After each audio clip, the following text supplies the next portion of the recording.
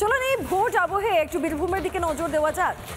ওই অডিও কাণ্ডের পর অনুব্রত মণ্ডলের দ্বিতীয়বার মুখোমুখি কাজল শেখ অনুব্রত মণ্ডল সৌজন্যে আশিস ব্যানার্জির ডাকা কোর কমিটির বৈঠক। সেই বৈঠকে সকলে উপস্থিত হয়, কতটা স্বাভাবিক রয়েছে সেটাও দেখানোর জন্য ক্যামেরার সামনে আসেনও তারা। কিন্তু আসল বাস্তব কি এটাই?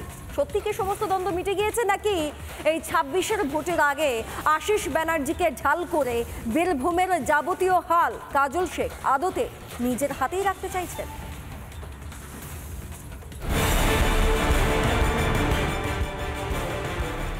একজন ফেসেছেন আর একজন নাকি ফাঁসিয়েছেন। ভাইরাল অডিও কাণ্ডের পর বীরভূমের মাটিতে মুখোমুখি কেষ্ট কাজল। যুযুদান দুপক্ষের উপস্থিতিতে বৈঠক সফল হওয়ার বার্তা অবাক আশিস ব্যানার্জির। কোর কমিটির চেয়ারপারসন আশিস ব্যানার্জি জানিয়েছেন যে এই মাসে জেলা কমিটির বৈঠক বসবে এবং 12ই জুলাই হবে সিউড়িতে কোর কমিটির বৈঠক। লালমাটির জেলায় কেষ্ট কাজলের মধুর সম্পর্কের কথা সর্বজন বিদিত। পরিস্থিতি মোকাবিলায় বীরভূমের জেলা সভাপতি পদটাই তুলে দেয় তৃণমূল। সম্প্রতি জেল ফেরত অনুব্রত নিজের জায়গা ফিরে পেতে বিভিন্ন সিদ্ধান্ত নিতে শুরু করেন। বারবার অনুব্রতর বিরুদ্ধে অভিযোগ জমা পড়ছিল দলের কাছে।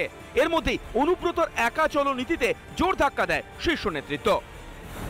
বারবার কোর কমিটির সিদ্ধান্তকে অগ্রাহ্য।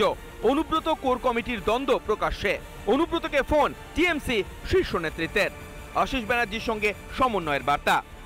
এর মধ্যেই ভাইরাল হয় বোলপুরের আইসির সঙ্গে অনুব্রতর ফোনালাপ। মমতার আদরের কেষ্টর কুকথায় ঝড় ওঠে রাজ্য রাজনীতিতে। পরে দলের নির্দেশে ক্ষমা চাইলেও শীর্ষ নেতৃত্ব যে ক্ষুব্ধ তা বুঝিয়ে দেওয়া হয় অনুব্রতকে। সেই ঘটনার পর প্রথমবার বীরভূমে মুখোমুখি হলেন বীরভূম তৃণমূলের যুযুদান দুই শিবির। বৈঠক শেষে নাম না করে কেষ্টকে সমঝে চলার বার্তা। বিষয়ে আমরা সর্বসম্মতিক্রমে একমত প্রকাশ করেছি এবং বীরভূম জেলা আগামী দিনে সকলে একত্রিত হবে, কাঁধে কাঁধ মিলিয়ে পায়ে পা মিলিয়ে লড়াই করব। আমাদের বীরভূম জেলা কোর কমিটির চেয়ারপারসন ডক্টর আশিস বন্দ্যোপাধ্যায়ের নেতৃত্বে।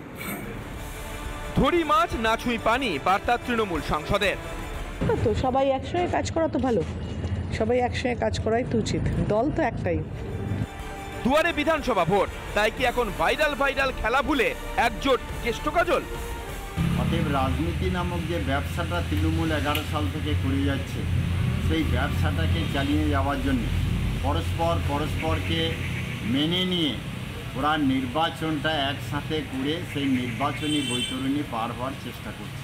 তাহলে কোথাও কি কাজল শেখ বুঝিয়ে দিয়ে গেলেন যে তিনি আশিস ব্যানার্জিকে নেতা মানছেন, অনুব্রত মণ্ডল নয়? অর্থাৎ কোথাও যেন নেতৃত্বের মধ্যে যে দূরত্ব সেটা থেকেই গেল। বীরভূম থেকে মনোরঞ্জন চট্টোপাধ্যায়, রিপাবলিক বাংলা। নানা ধরনের কন্টেন্ট দেখার জন্য লাইক করুন, শেয়ার করুন আমাদের ফেসবুক পেজ, সাবস্ক্রাইব করুন আমাদের ইউটিউব চ্যানেল। পাশাপাশি অন্যান্য ব্রেকিং নিউজের জন্য অবশ্যই চোখ রাখুন রিপাবলিক বাংলায়।